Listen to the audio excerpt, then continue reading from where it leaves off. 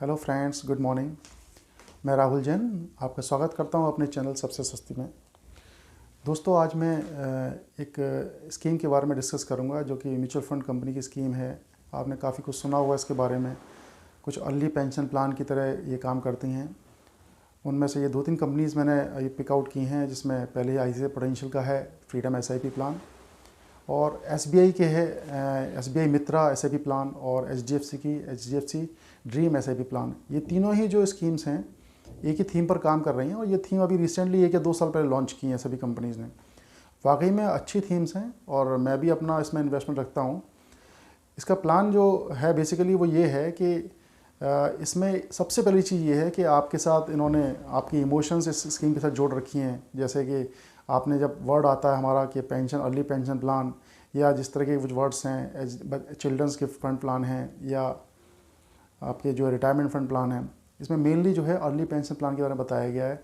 ये कुछ स्कीम इस तरह की ये हैं कि जो अर्ली पेंशन प्लान के रूप में काम करती हैं।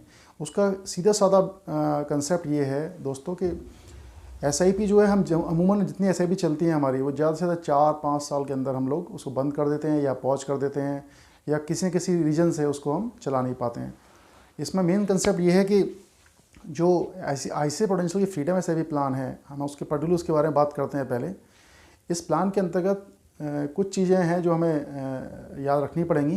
पहला इसमें रिक्वायरमेंट है कि हमें एक तो फिक्स्ड अमाउंट अपना सेलेक्ट करना पड़ेगा जो हमें मंथली SIP पे करनी है। दूसरा, हमें अपना टेन्योर सेलेक्ट करना पड़ेगा, टाइम सेलेक्ट करना पड़ेगा, कितने समय तक वो चलनी है। इसमें इन्होंने दे रखा है मिनिमम 8 ईयर्स और मैक्सिमम 30 ईयर्स। 8 साल, 10 साल, 12 साल, 14 साल, 15 साल और 20 साल, 25 साल, इस तरह के ये स्लैब बना रखे हैं। इसमें मेनली जैसे मैंने चूज़ किया है वो 15 साल के लिए किया है। सपोज करिए मेरी उम्र अगर 45 साल है और मैं चाहूँ कि 60 साल पे मैं अर्ली रिटायरमेंट लेकर और मेरे को पेंशन के रूप में पैसे मिलने लगे, तो उसको देख के मैंने इस प्लान की 15 साल वाली स्कीम सेलेक्ट की है। और सपोज करिए मैंने 10,000 महीने की स्कीम सेलेक्ट की है, तो उसमें 15 साल तक मैं 10,000 महीने के हिसाब से पे करता रहूँगा, जो कि टोटल अमाउंट जाके बैठता है लगभग 18 लाख। 18 लाख का इन्वेस्टमेंट 15 साल में हुआ। उसके बाद 15 साल के बाद ये ऑटोमेटिकली स्विच हो जाती है स्कीम सिस्टमेटिक विड्रॉल प्लान के अंतर्गत। उसमें हमें क्या है, जो पैसा हमारा मंथली गया है अब वो पैसा मंथली जाना बंद हो जाएगा और हमारे पास वापस पैसा मंथली आना शुरू हो जाएगा। वो कितना आएगा दोस्तों? वो ये है कि अगर 15 साल के लिए मैंने इन्वेस्ट किया है तो जितना SIP अमाउंट हमारा था उसका 3 टाइम्स हम विड्रॉल कर सकते हैं सिस्टमेटिक विड्रॉल प्लान के अंतर्गत। वो कैलकुलेशन बहुत अच्छी है, बहुत फ्लेक्सिबल है और जेन्युइन कैलकुलेशन है। ये अमाउंट जो 18 लाख हमारा 15 साल में इकट्ठा हुआ, वो जाके बैठता है रेट ऑफ इंटरेस्ट अगर 12% का भी एनुअलाइज रिटर्न मान लें म्यूचुअल फंड का उस स्कीम का, तो ये 48 लाख के अराउंड वो एक पैसा इकट्ठा हो जाता है हमारा, जो कि एक मुश्त हम विड्रॉ भी कर सकते हैं 15 साल के बाद। और दूसरा ऑप्शन ये भी है कि हम 15 साल के बाद उसमें 10,000 की जगह जो SIP अमाउंट था उसकी जगह हम 3 टाइम्स यानी 30,000 महीना उसमें विड्रॉ करते रहें। और दोस्तों उसकी खास बात यह है कि वो 48 लाख रुपये जो जमा हो चुके हैं हमारे, उसमें जो और अप्रिशिएशन आता रहेगा, अप्रिशिएशन अगर हम मान के चले 12% का अप्रिशिएशन रेगुलर आता रहता है, तो 48 लाख में 12% के रिटर्न के बावजूद भी अगर हम 30,000 रुपये निकालते रहते हैं तो भी वो अमाउंट हर साल लगभग 3 से 4 साल की वैल्यू बढ़ती रहेगी उसकी। हम पैसा विड्रॉ भी कर रहे हैं और वैल्यू बढ़ भी रही है। तो ये बहुत अच्छा प्लान है। केवल एक डिसिप्लिन इसमें ये है जो कि इन्होंने इमोशंस के साथ जोड़ा हुआ है, वो ये है कि ये अर्ली रिटायरमेंट प्लान है, तो हम लोग ये सोच के इसको SIP को कंटिन्यूस चलाएंगे पर्टिकुलर टाइम फ्रेम, जो कि 8 ईयर्स, 10 ईयर्स, 12 ईयर्स, 15 ईयर्स का जो इनका हॉराइजन है।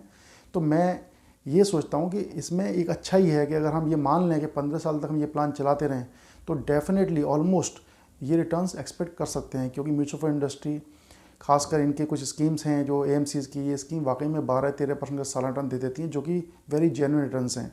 कुछ स्कीम ऐसी भी हैं जो 15-16% रिटर्न दे रही हैं। अगर हम उसमें ऑप्ट कर देते हैं तो रिटर्न ज़्यादा भी बैठेंगे।